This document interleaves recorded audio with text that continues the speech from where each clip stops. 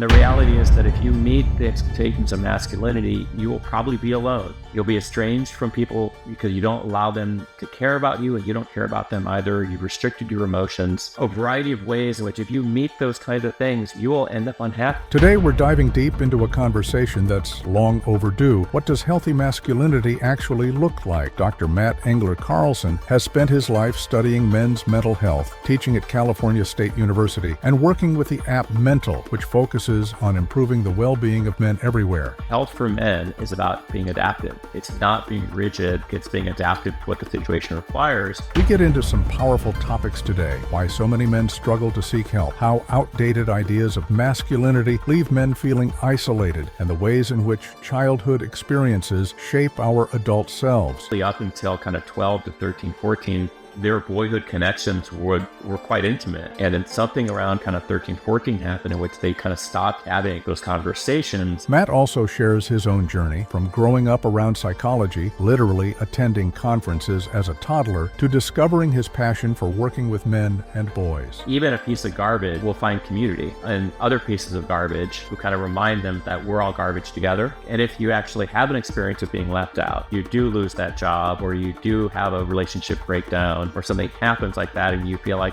shit, I just got screwed. And someone is kind of saying like, well, come over here. This is where the screwed people hang out. Again, together we'll bond. We tackle big questions. Why do so many men bottle things up until they hit a breaking point? How has masculinity changed over generations? And what can we do to help men step into healthier, more connected versions of themselves? Patriarchy tells you not to care about your health. And it's not only men. Patriarchy tells people around them to not ask guys about their health. The biggest impact, I think, in society in the past 50 years has been essentially the rise of economic power of women, actually. Have you ever wondered what masculinity even is in the modern era? Are you ready to move beyond the macho bully or the soy boy archetypes? I'm Marc Azoulay, and this is the Men's Therapy Podcast. Together, we'll explore how neuroscience, Jungian psychology, and Buddhist philosophy can transform your life, your marriage, and your business. Are you ready to deep dive into the minds of men? Let's begin.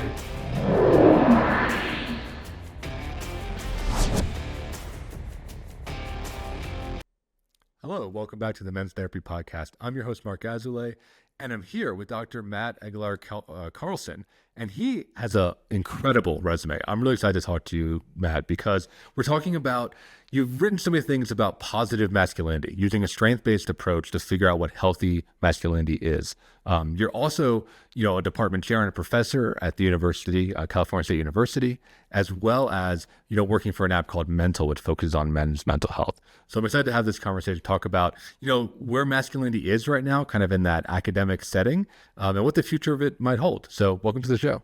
Mark, thanks so much. This will be a lot of fun, and we've got lots of ground to cover. Yeah. So we like to start with kind of the personal story. So what got you into, studying psychology, teaching, studying masculinity in particular? How'd you get here? Yeah, that's, I'm sure everyone has a bit of a different story on that. And for me, it was actually relatively easy. My dad was a psychologist. And so, and I was really close to my father. And so I think that it's not a lie to say I really grew up in the field, if that makes sense. My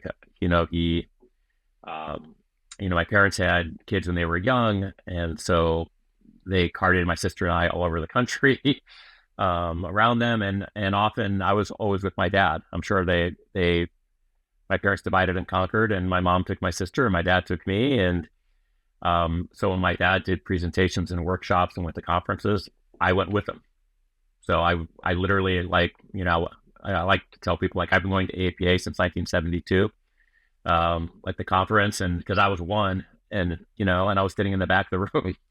But what was interesting is my father was initially involved in childhood guidance. So what that was back in the 70s. Primarily, there was a movement that you would teach kind of what we now call social emotional learning. You would teach it in schools, right? So you'd have a counselor usually come into the classroom and they would teach about feelings and conflict resolution and actually meditation and relaxation and all of these things that now we, are kind of beginning to come back into the school. But he was really early in that field. And so my sister and I grew up with a community of people who were doing that work, and we were often the test cases for a lot of things. So these, there were kits and there were puppets and songs. And so I grew up in an environment in which that stuff was kind of normal.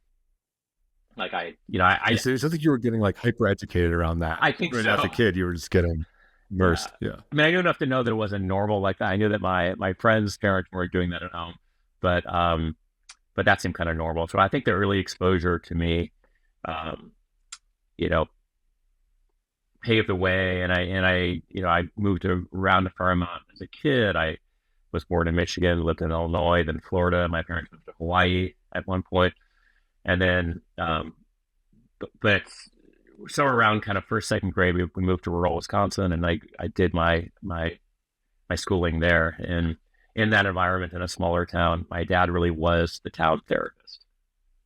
So he was kind of it. And so I actually understood what a psychologist did, understood what a therapist did, and particularly in a small town, there are ways in which you realize that, again, like what my dad did had different expectations and requirements than, let's say, someone who, ran a store or had a restaurant or something like that. Like, so I had a bit knowledge that, like my dad's work was unique. He worked kind of odd hours. And I had an awareness too that like he couldn't talk about his work.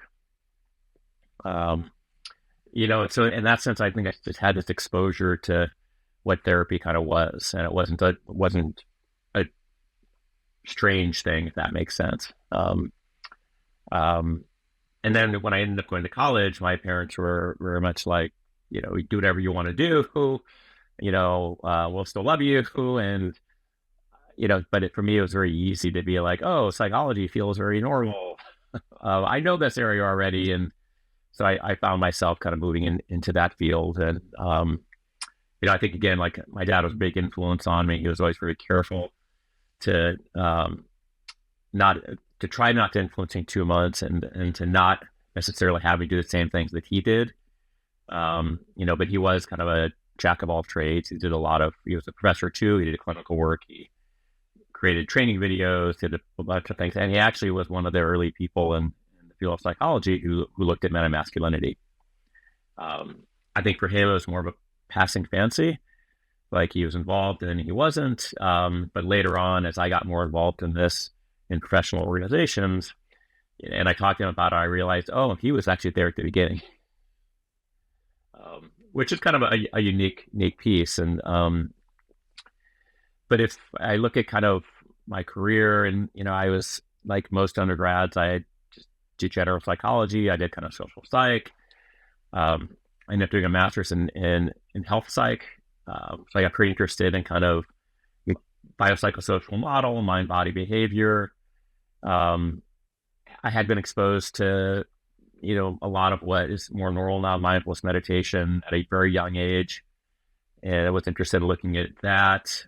I ended up then going into school counseling. So I became a school counselor. So I got a second master's. And in that area is where I think I began to figure out this interest in primarily working with boys initially. And I think it's more or less because that was my caseload. It was my caseload, and I also realized that in some ways I was not adequately prepared. Like, most of my training had been in maybe doing play therapy or maybe doing kind of basic talk therapy with children. And it didn't really work for a lot of what I was working with boys. So I improvised, right? I began to do a lot more active-based things, going outside, just doing things that weren't necessarily taught in schools. And again, even at that point, I primarily worked more with probably girls and moms in like a clinical sense, like because they were actually very present in schools. I was at a K-8 school. Dads were pretty much non-existent in the school. Men were pretty much non-existent in the school too, outside of, principal, PE teacher, band teacher, science teacher, and me. And even at that time, I remember kind of some feedback from parents saying, you're doing this work with girls and their moms, you should do things with fathers and sons. I remember at the time thinking like that would be great, but they wouldn't show up. Yeah, I want to pause you there and talk about that because we talk about that a lot on the show of like barriers for men to get into therapy in general, or even be interested in this type of work. So yeah, what did you see at that time? And did you figure out a way to start to crack that code a little bit? Yeah. I mean, I think it's, oddly enough, part of the code would need to be cracking with myself, in the sense that my exposure at that time, I had never taken a class on men and masculinities. I didn't know that as a field of study it even existed.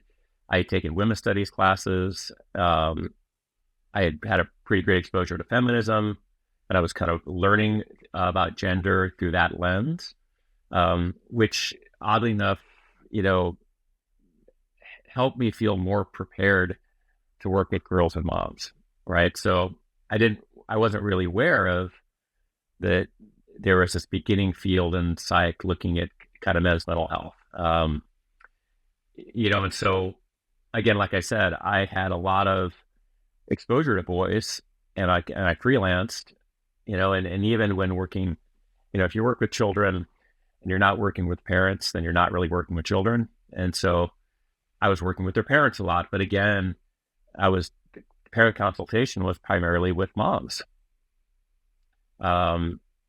And if I fast forward a little bit, so I ended up going on for my PhD, and in that program, in my second year, my advisor was, basically saying, you really need to figure out what your dissertation is going to be. Like, you got to figure out what you care about. Because I was all over the place. I had lots of interests, and she at the time kind of said, well, why don't you, but she said two things. One, if you don't figure out what you're going to do, I'm going to give you a topic and you're not going to like it. And I was like, all right. And then she said, why don't you look at your clinical work?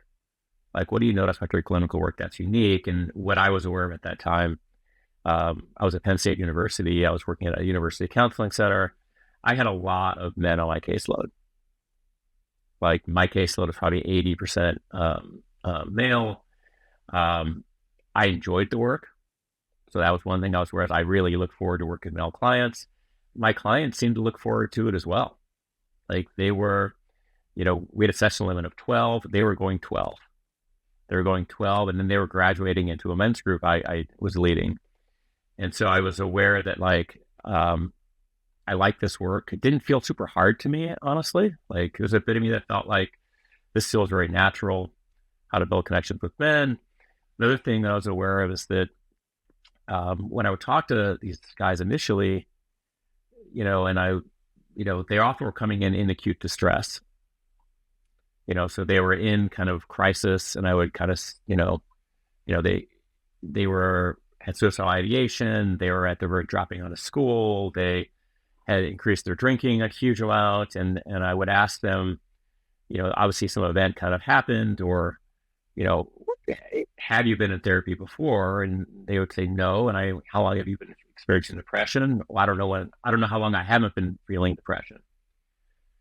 So I had these guys who had been suffering for a really long time on their own. And so the initial work was really getting them to be stable, getting them to a stable place and getting them to kind of weather the storm. And that began, again, this seems to be a thing. It seems to be a pattern. It's not a coincidence. And then I began to do some research and realize, oh, there is some growing research on what that time, this is like late 90s, that was called of the new psychology of men. And, a lot of what that research talked about was help seeking and the lack of it, and why, men don't want to go see someone like me.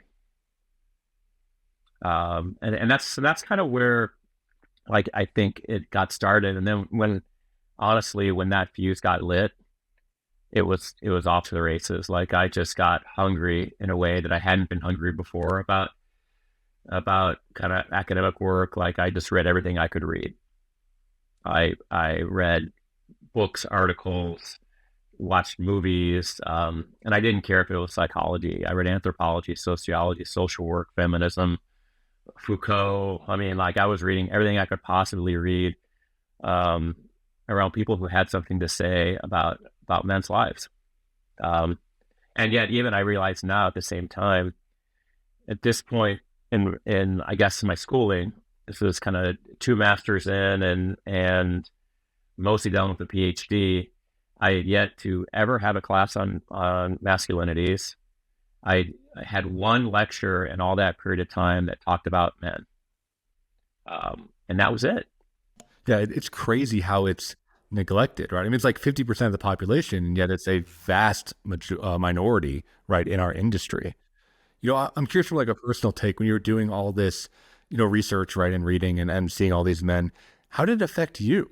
Like, right, how did it affect your view of masculinity, or did you notice yourself growing or changing as you were engaging this material really deeply? Yeah, I mean Mark, that's a really cool question because I think that what I'm aware of too is that there is an element around uh, like I see now when I work with a lot of students that their access to kind of this field maybe comes through a men's group potentially, or comes through some exposure that they kind of had, particularly in the past, I would say 10 years, but there's some exposure to kind of masculinity as being a thing.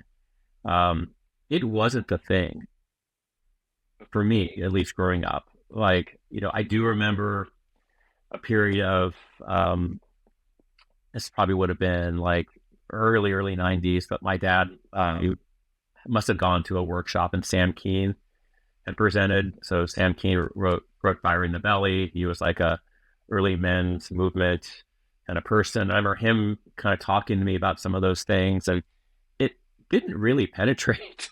I got to be honest, like it didn't penetrate that much, and I was more combative with him about some of the things he was saying. um, you know, but I think developmentally, like it penetrated because I'm mentioning it today, right? And but I think for me, the exposure had a bit to do in the change that throughout all of this, like I've always had really good male friends. Like I played lots of team sports growing up, and I can go back to some of those experiences. Like I was a runner as well. My father was a pretty obsessive kind of runner, and it you know I would say like I did that with him, or he made me do it with him.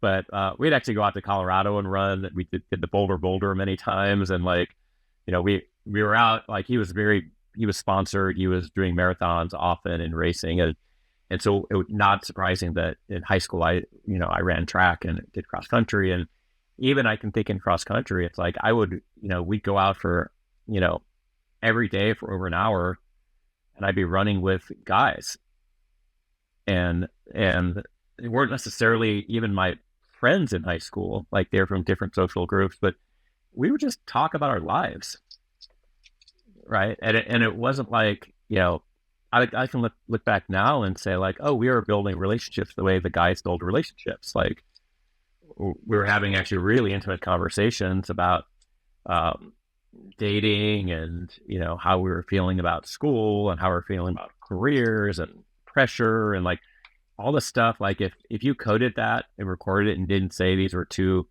you would think it was a men's group. Like it just was. And so I realized that like a lot of my life I've used kind of sports or fitness or to kind of have these conversations with guys and friends, and that I've learned to be pretty emotionally vulnerable, pretty available for them, but also for myself. I mean, so it's not surprising this is what I do in my profession, but I realized that I also have a team around me that has kind of helped me kind of develop who I am as a man, and so I think like, again, without putting labels on it or knowing that actually even what I was doing, like I can look back and say like, I've always created these pockets of guy friends. And they weren't, your stereotypical like guy friends. I think maybe in high school I had some of that, but every time since then, there was always some sense of vulnerability and emotionally being available and like just talking about real things. We didn't have to get drunk to talk about real things. Yeah, I think that's a really important myth to debunk, right? Is like, I think guys, given even just like the smallest of containers, like you said, a 1 hour run in high school, like we're so hungry for that. Whereas I think there's a big myth of like, guys like we don't know, we don't care about feelings, or we're not interested, or we're dumb, right? There's like all these kind of stereotypes of like us being these like Cro-Magnons, right? But it's like, I think your story really illustrates it's like, yeah, you give it like the tiniest push and guys are starting to talk about the stuff that's real for them. It's just getting them into that space is the hard part, Yeah, you know? yeah. And that's it, right, Mark? Like I think about that high school experience is like it's not it's not for me at least, right? Like those situations weren't created throughout the day. It's like, throughout the day you're in school, you're in class, you're doing all these kinds of things. And even I played basketball too. Like it wasn't there in basketball. Like there's definitely like a team and like a camaraderie and like a brotherhood kind of thing in basketball that you just get from working hard with someone, right? But I think there is all, doing what I would call silent sports, right? The running and cycling in my life. I'm a cyclist, mountain biker, and like those kind of experiences that just involve more time. Like you're with that person longer. I don't want to do it alone. Like I'm gonna talk. Like I'm also kind of extroverted, so I'm not just gonna sit there and say nothing. Um, and of course, at 14 or 15, I had things to talk about. Like, and here's the thing: we know that to be true. Like I know that my experience wasn't unique. I mean, there's research that Naomi Way did at NYU looking at intimate lives of adolescents, right? And primarily she did lots of qualitative interviewing around kind of these lives of kind of primarily boys of color, kind of 14 to 18, and kind of saw that like really up until kind of 12 to 13, 14, their boyhood connections were quite intimate. And then something around kind of 13, 14 happened in which they kind of stopped having those conversations, but it wasn't as if the material within the boy went away. Right. They actually longed for those conversations and connections. It just, there's a way in which I would say masculinity stepped in and made it feel very unsafe to do. Right. Um, Yeah, can you speak to that more? Because I think that's true. I mean, I see that in the guys I work with. I see that certainly in my own life. Like there's this wall and this disconnection. Like it all of a sudden becomes very like competitive, right? And the toughness comes out, and the don't be a pussy comes out, and it's like this kind of like great hazing, for lack of a better term, I think all men go through starts to happen in that kind of like pubescent era. And yeah, I'm just curious what you've seen or what the research supports around that schism. yeah, no, and you're right on it. And I think it's not uncommon that, when I talk to guys and I kind of say like, some of the question I might ask, even in a class, like, um, what does masculinity mean to you? And how do you know it? How do you know that? Right. And, typically what I would get back is particularly from guys, is I get stories of junior high and high school, which in a way was the first time in which, not the first time, but the maybe the poignant moments in which kind of being a guy or being masculinity, it was like really out in the open. And I think it goes back to what you said. It's like there's hazing moments. So I can look back in my high school years as well and think like, I played sports and there was hazing. Like there were ways in which the juniors and seniors and the older kind of boys, essentially did to us what was done to them. Right. And whether it was in the locker room or something, but the goal of it was like, personally for me was, being humiliated. Right. And being, at ways terrified, but humiliated. Right. In a way that, again, the response to that is that you never want that to happen to you ever again.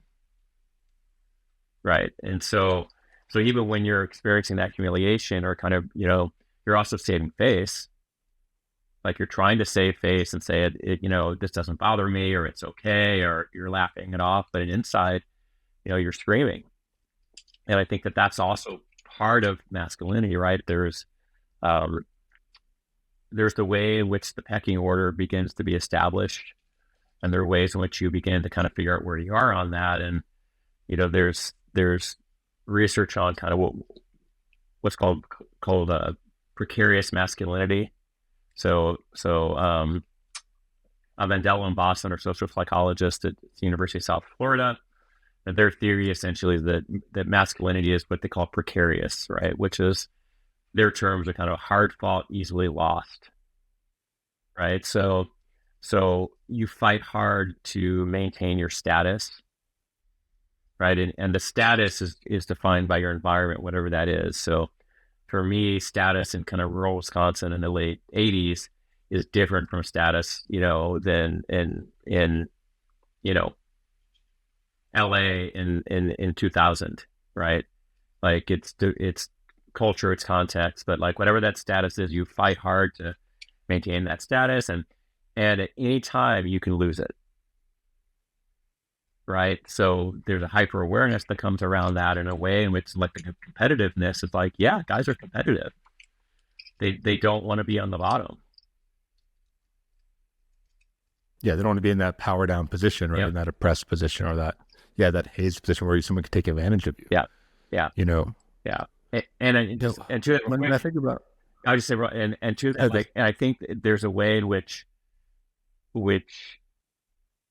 because I feel like this happens to most guys, right? It's a common experience, and we normalize it, right? As a developmental period, or something kind of happened, but we also minimize it and don't go back to realizing that, like, there's almost like a terror associated with that. Like, and I remember, like, it was horrible. I survived it, right? I got through it, and I mostly maintained my kind of status throughout high school, right? But I know there are other boys who didn't, right? They were, sort of then repeatedly teased, tased, made to feel like shit, and that becomes internalized, and they feel like shit, right? And they're not getting help, and they're not being recognized. They're just cast aside, and so there's ways in which, like, I just feel like sometimes in academic language, and we just kind of like pass it over, like, yeah, that stuff happens. It's like, no, it's actually quite traumatizing.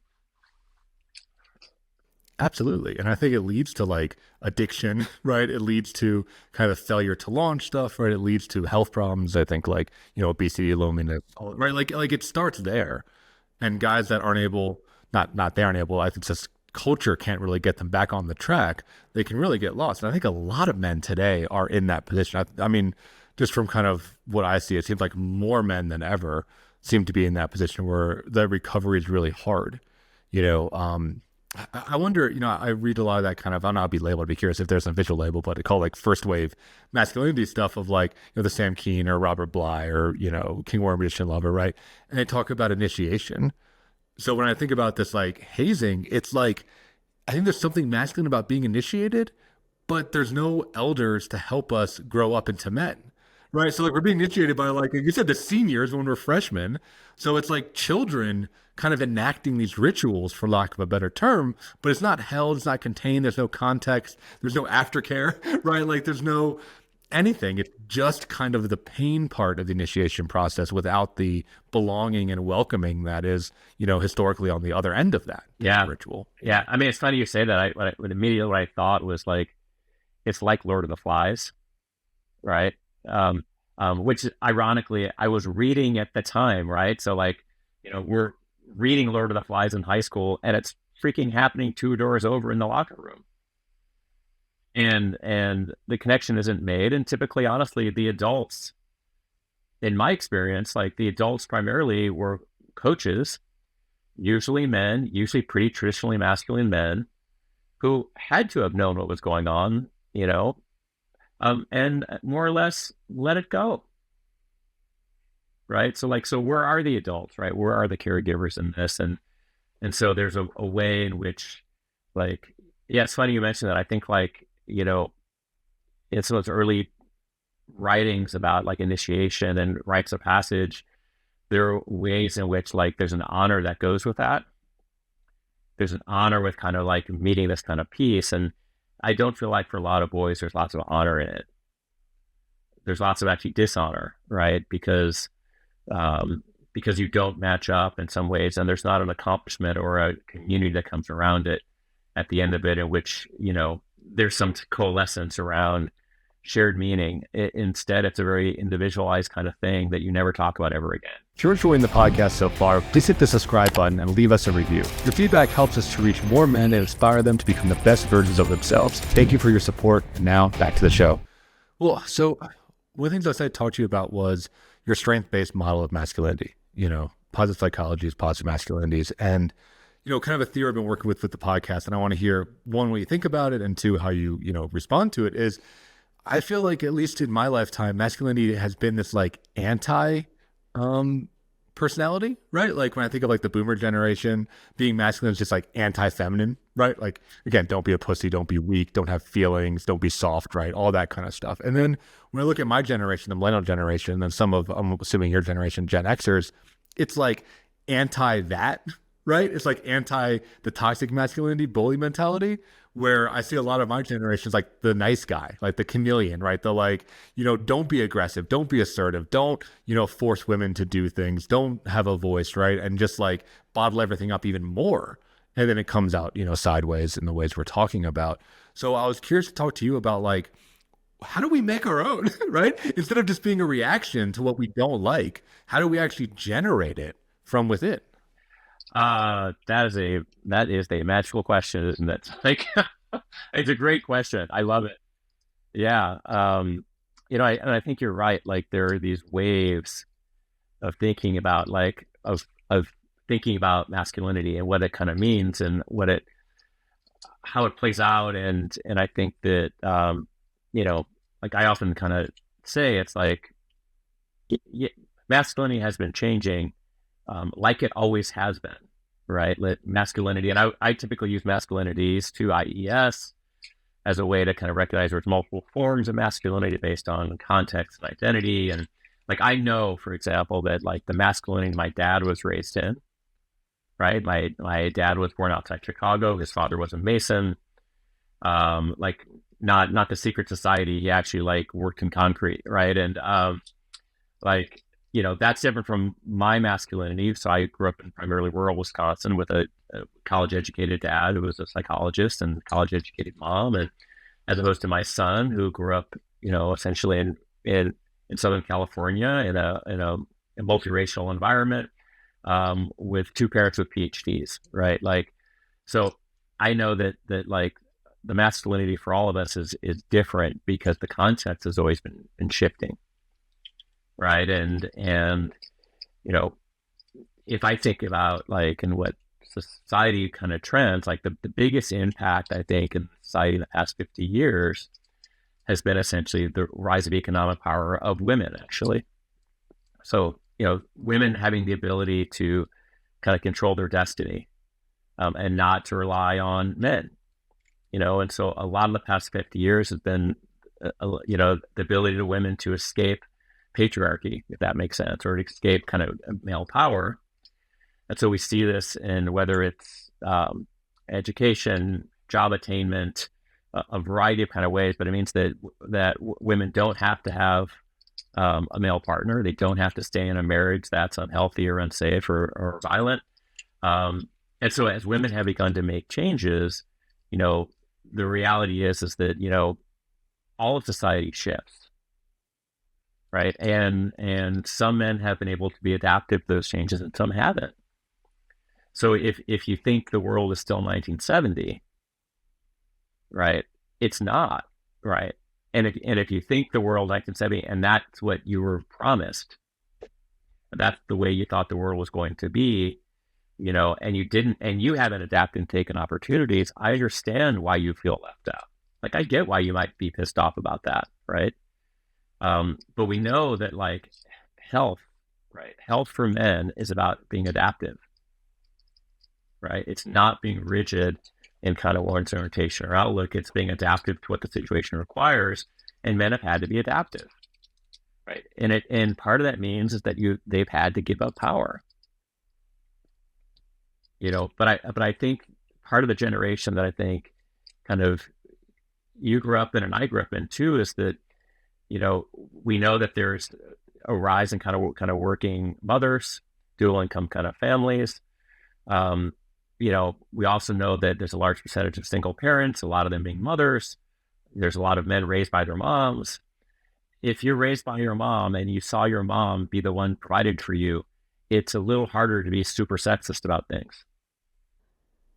Yeah. Well, and I'll go a step further for millennial generation. If you saw your mother being hurt by your father, right, or being abandoned by your father, a lot of us were raised with that mentality that, again, that kind of traditional masculinity was bad and hurtful and, evil, right, for lack of a better term. It's very confusing for like the millennial generation, I think. I think so too, right? And so you look at that and you think, well, my lived experience doesn't match these other beliefs, right? My lived experience says actually that women are strong and men have been the abusers in my life, like, but I think that ways in which kind of boys and adolescents and men have had to wrestle with that and make sense of that says a lot about today as they begin to figure out, okay, so, if we think about it, like shifting gender roles, right? It's easy to say, well, that's provided lots of opportunities for women, right? It's also provided lots of opportunities for men, right? It allows men to potentially work in careers in which they never thought they could work in before. So whether that's kind of the healing professions, whether that's counseling, social work, nursing, education, the kind of ways in which kind of speak to nurturing and kind of, that's out there. There are ways in which men's lives as fathers are different. Like we know that actually the model of parenthood now and model of fatherhood is a emotionally engaged father within the home, actually, not just outside the home, right? Like, and that's a struggle for men and also even stay-at-home dads.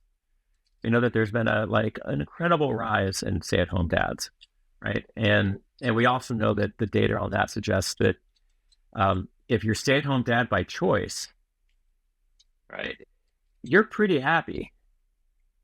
Like you're pretty happy with that situation. Not only that, you're kind of militant about it. Like you defend it and you fight it, right? If you're stay-at-home dad by situation, not by choice, laid off, your partner makes more money and it's better for you to stay home as opposed to pay for childcare, and you're fighting that, that dude's unhappy. Like we know the research suggests that he's fighting it, right? And but there's ways in which, like, again, these layers of kind of context that they filter out, even for men in terms of kind of being more upfront or honest with one's sexual identity, right? The ability to come out as gay or trans or bisexual, and the ability to love who you want to love. Like those barriers have also been broken down along the way. And again, we also know that men who fight that, right, also experience more unhappiness. And so all this speaks to kind of this flexibility around kind of gender roles and redefining masculinity. Yeah. Well, so let me ask you this question directly. Like, do you think that there are things that are inherently masculine, even though there is a change in context and culture and, history, right? And I think so. You mentioned Boulder. I lived in Boulder for a decade, and I think of like tantric studies. I don't know if you're familiar with that, right? Of like masculine and feminine energies, or yin and yang energies. Doesn't have to be, gendered in that way. But I wonder, do you believe, or does the research show that there are things that are consistent with kind of a masculine core, even though the set dressing might be different depending on culture and time period? Yeah, I mean, I think, or is it just totally all flexible? Yeah, I mean, I think it's a great question, and I think I don't know if that's answered yet, right? Like it's a question that's out there, and I think it's getting more attention because it should, because any social scientist, right, if you ask about nature and nurture, will agree that everyone is a comprised of nature and nurture. The only difference is where do you put the percentages, right? Like, and I think for me, and I think most of my colleagues for the most part have kind of been very much on the nurture side, with a much smaller amount on the nature side. But I think you have to recognize that biological factors exist, right? And I think we're beginning to kind of understand that a little bit more. For me, I think the difficulty in that question is that biology at times, can lead to a belief that things are fixed. And if things are fixed, that means things can't change. And I think again, a lot of the people who I've kind of been colleagues with, that is a prospect that people don't want to face. They instead look at the notion around nurturing, meaning that you can nurture and craft and create change in your life, and you're not fixed in whatever ever malady or you're facing, right? So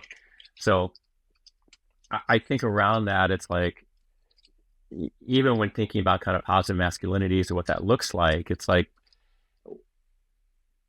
if people want to know, like, what are traits of healthy masculinities or what are traits of positive masculinity, I'm really clear in saying, like, there are human traits that I could kind of talk about something, and I don't necessarily believe that it's fixed as a male trait, right? But what I do believe is that typically those kinds of traits have been socialized and crafted in a way, and that men embody them in a certain type of way. And so again, that's one of the big critiques around that model itself, is that, aren't these human traits? And I would say yes, right? But at the same time, there's ways in which, for example, courage, for example, is an example that people can experience courage, and they're courageous, but there's ways in which boys and men have been socialized to look at courage as a way in which there's some honor associated with it too, which can again, if a guy believes that he's courageous in his life, it allows him to kind of maybe meet some of the roles or expectations in a pro-social way, right? So, like, it's courageous to kind of run into a burning building, right? Like, that's true. And so there are times in which the courage in that sense is adaptable and it's called for by the situation.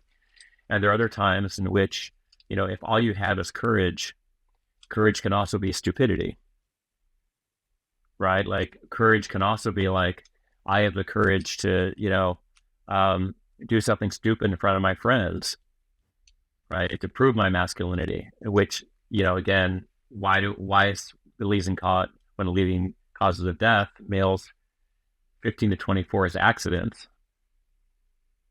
right? Well, the accidents, it's risk-taking stupid behavior, right? And yeah, it took courage to take the risk, right? But it was also probably a fair amount of stupidity. And there's ways around that, which even that model, like, there's these ways of, like, making sense of kind of what's adaptive. And I think that's the thing that's been a big shift generation wise, is like, how do men navigate these kind of roles of opportunities and potential, right? And not see everything as a closed off avenue. Yeah. I think having more of that experimentation and being able to define it based on, like, what actually works for them versus what they've been told works, but I guess what I see is, I think there are masculine and feminine expressions of those, universal good human values. And you could certainly have masculine women and feminine men, right? I think the language starts to get in the way a little bit, but, you mentioned, like, honor, right? And when I think of, like, an honor code and, like, chivalry and, like, respect and authority and this whole kind of, like, patriarchal thing, like I see men or masculine individuals do honor much differently than feminine individuals do honor, right? It's not that women aren't honorable, but I think they express it very differently. It's much more dispersed. It's more of, like, circles. It's more groups. It's more on, like, reputation, right? I think that there, at least from my perspective, seems to be some significant differences in expression around some of these values. Yeah, and I think that, and this is where I think you begin to weave in some of the evolutionary psychology kind of folks and some of the biological pieces, is that, would there be reasons, for example, where kind of honor and, like, protection, let's say, would kind of maybe, over time fall into a male kind of role as a way of protection. And I think there's some evidence around that suggests that's absolutely true, right? So even today, it's like, we looked at the data on being a provider, for example. We know that, like, despite economic circumstances, right, that being a provider for most adult men is still a very, like, strong factor. So their sense of self and sense of worth is connected to this ability to be what's considered a good provider. But the good provider, again, that's strong even in relationships in which the other partner makes more money. Right. So if it's a female partner, she may bring in more dollars, right? And so in a sense, she's maybe the better provider economically, right? But and he may bring in less, but if he feels like he's bringing in enough, he still is going to feel good about himself, which is a way, even like with the stay-at-home dad research, it's like the stay-at-home dad researcher may not be bringing home dollars, right? But the good provider in that role has been shifted to an emotional caretaking role as a good provider, right? And if he feels like he's meeting that, then he feels good about that and feels good about himself. So again, there's ways in which like a lot of these things have been turned on their heads based on the way that society has kind of shifted. Yeah. I mean, that makes a ton of sense, right? You can provide by like coaching your kid's sports team, right? Or like, volunteering at the school or carpooling people, right? Like as long as you feel like you're providing in a way that's helpful for the group, I'm sure it feels great, right? So let me ask you this, right? Because you talked about if guys can accept it, they're happier, which is true, right? That makes a lot of sense, right? And I see a lot of guys now that don't accept it. When you look at kind of like the Manosphere movement with Andrew Tate, right? Or some of the stuff around politics and election, right? Like there's a large group of men that I think feel very disaffected and feel as though history and the world's moving on without them. And they're pissed, right? I mean, they are pissed off about that.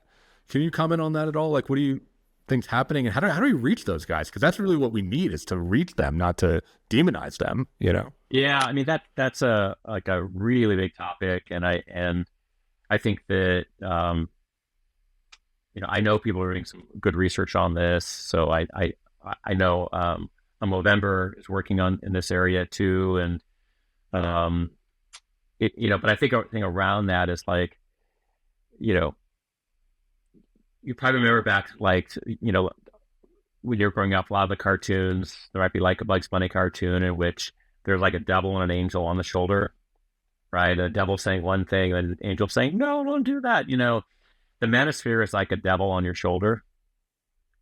It's like sitting there and it's always kind of whispering, like essentially, you've been screwed. You've been screwed. It's somebody else's fault, right? And it's always kind of whispering in that kind of, and then but you realize the devil is not an apparition sitting on your shoulder, right?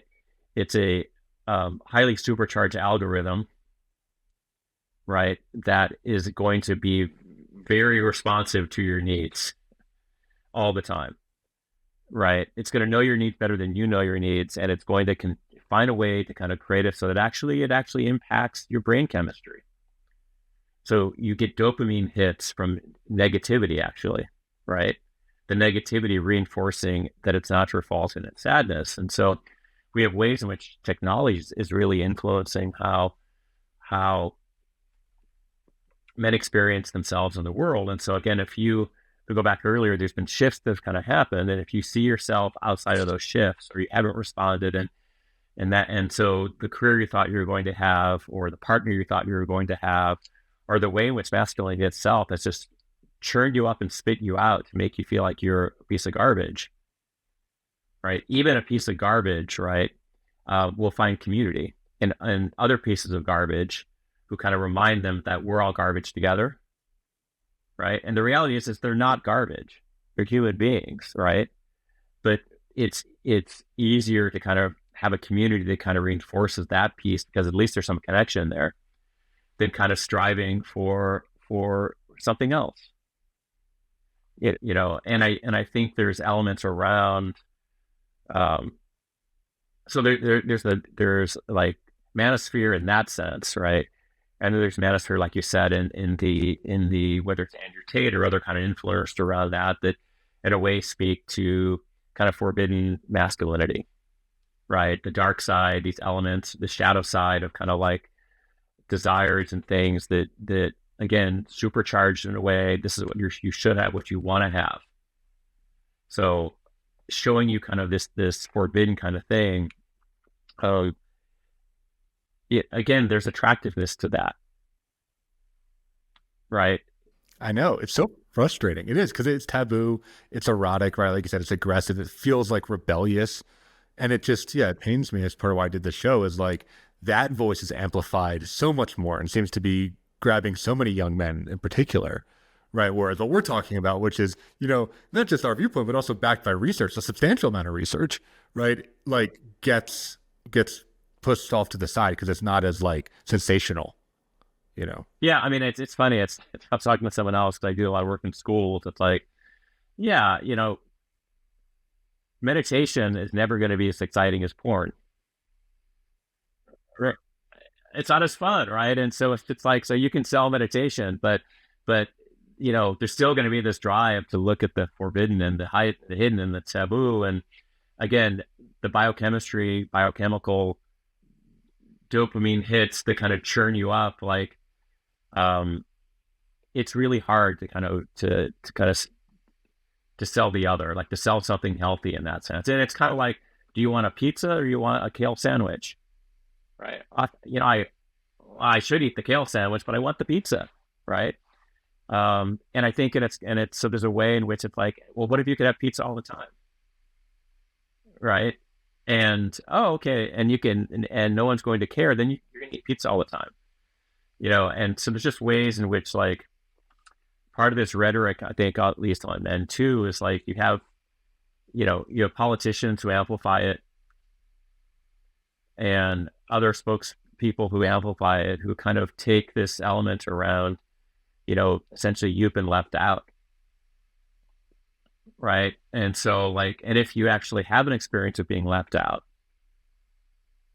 right. So you do lose that job, or you do have a relationship breakdown, or something happens like that, and you feel like, shit, I just got screwed. And someone is kind of saying like, well, come over here. This is where the screwed people hang out. And again, together we'll bond on this notion of being screwed. Like, that's going to be much more attractive than someone kind of saying like, let's work on option 2. Yes, that happened, but let's figure out a way to turn the other cheek and do something else. Like, and so it's an interesting time, I think, to be a man and to navigate that, or to be male and figure out what does maleness mean. Like you said earlier, like, do you want to even be a part of that?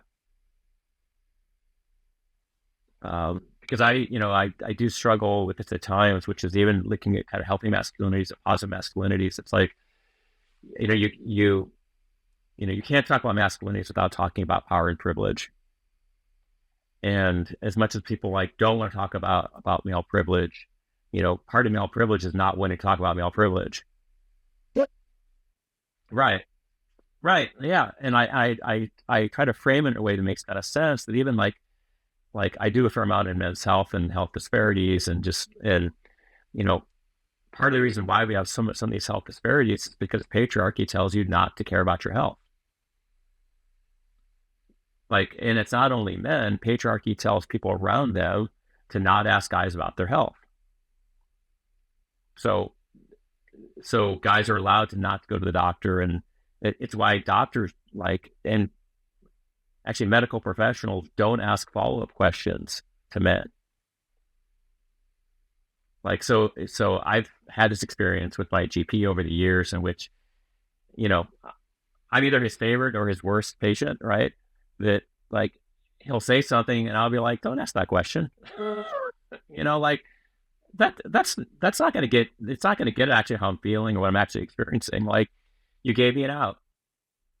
So you gave me an out in which I can save face and not experience shame, and I can just tell you that I'm okay, and then we'll move on. But the reality is I'm not in this area, right? So, I mean, there's a variety of ways in which like that happens, in which patriarchy essentially silences kind of this compassion towards men, but actual genuine interest in kind of like your health. And so I think we have to actually talk about the fact that the patriarchy actually kills men too. Yeah, totally. I think a lot of men, like, we live in a privileged bubble, like you said. Like, the boys will be boys mentality exists everywhere. I used to work in addictions before doing this men's work, and very similar, right? Like, doctors don't press men on how much they're drinking or how much they're smoking or all these things. Like, oh yeah, you're young, you can drink, party it up, like, do what you need to do, come and get STD test every once in a while. But like, besides that, like, go crazy. And it's detrimental, I think, to young men because they don't get any modeling. But it's also weird because similarly, I mean, for me, a masculine value, and not male versus feminine, but boy versus man, right? I think a man takes responsibility for his life, right? Versus a boy is a more victim mentality, right? And I think take responsibility for your life is your health, it's your relationships, it's your spirituality, it's your career, it's everything. And I think, again, once guys get this, if they can feel safe enough and they get a clear mirror of like, hey, man, like, no judgment, but here's where you could improve, right? Here's some areas that you really need to work on, and I'm going to help you work on it as a provider or a healer or a doctor or whatever. Like, guys love that type of attention because that's the mentorship that a lot of us didn't get. So it's always confusing to me of like, why there's so many structures in place around protecting men's feelings and not giving them the clear mirror, right? Just kind of enabling, antisocial behavior, right? And unhealthy behavior. Yeah. And I think that's, that's part of it, right? Because I think guys want that father that maybe they didn't have, or they had, but it wasn't the father they wanted, or they want the coach who was the compassionate coach, right? I mean, like, people ask me like, who are good models of this? Like, I love that show Friday Night Lights. Everyone wants a Coach Taylor. That's who they want. That's who they want. Like, because he will actually hold you to your values, right? And he'll make you work, but he'll be compassionate. Like, he'll be there at the end and he'll give you a hug, right? And there's ways around that I think guys are really looking for, and they need that, because the reality is, like, if you look at what is traditionally masculine or what guys are supposed to aspire to, if you aspire to that and you meet it, well, the ultimate betrayal is how that actually kills you. It's like the Marlboro Man. You know what happened to him? He died of lung cancer by himself. Alone. He died alone, right? And the reality is that if you meet the expectations of masculinity, you will probably be alone. You'll be estranged from people because you don't allow them to care about you, and you don't care about them either. You've restricted your emotions, right? A variety of ways in which, if you meet those kinds of things, you will end up unhappy. And we know this because we know the number one factor of longevity and happiness and good health is relationships. It's empirically proven. It's hands down. We know this to be true. And we know that is exactly what adult men actually struggle with. Right. And it has a genesis in boyhood and adolescence, but it carries through. And so ways in which we begin to kind of like shift that, right? Because again, guys will see this in their dads, and they'll say, I don't want to be like my dad. And then before they know it, they're like their dad. Yeah. Yeah. So here's, as we're wrapping up, here's the big question, right? Is like, what does our industry need to do? Because I'm just nodding emphatically as you're talking. I think back to the kind of Surgeon General's warning about the, epidemic of loneliness, right? All this stuff. My company is around creating connection between guys, but it's hard, right? It's hard to get guys to come in the door, and it's hard to get guys to admit, like, yeah, I'm lonely, right? And I need not just men, but I need like emotionally mature men that have my back. And like from the outside in, it's like, of course you need that. Everyone needs that. But it's so difficult, I think, to get guys to like sign up, even though, like I said, once they get it, they love it and they stay forever, right? Because they've always needed it. But like that initial, just like the phone call, right? It's like, what do we need to do? Where does the industry need to go to be more accepting of men and have more men take advantage of what we provide? Yeah. I think what you said a second ago is so true, which is there is this belief that like guys don't want this, or they're not going to follow through. And the reality is that like, once you like in a men's group, once you get guys in a men's group, they never want to leave. Like, ever. That's my business. It's men's group. Like, yeah, they love it. Yeah, you can't get them out. You're like, and I love it. I love it. Yeah. And so this notion that somehow they don't want like the core of that, right? But I think the other part about this, however, is like when we look at like therapy or psychotherapy and we kind of say like, men don't go to therapy as much as women, which we know is true. The reality is like, I think the field for a long time has looked at and said like, and what's wrong with men? And I think the reality is you have to turn the mirror around and say, what's wrong with us? That we sell such a shitty, right? We sell such a shitty product that the guys don't want it. So it's like, how do we begin to adapt and change? And, like I said earlier, like I do some work with a Movember. Movember is the world's largest men's health organization. I think they're very bullish on what they do, and I think their messaging is very bullish too. Like they don't apologize for taking men's health seriously. They look at relationship building in communities, look at indigenous communities. Like they're pro male, but they're pro feminist, right?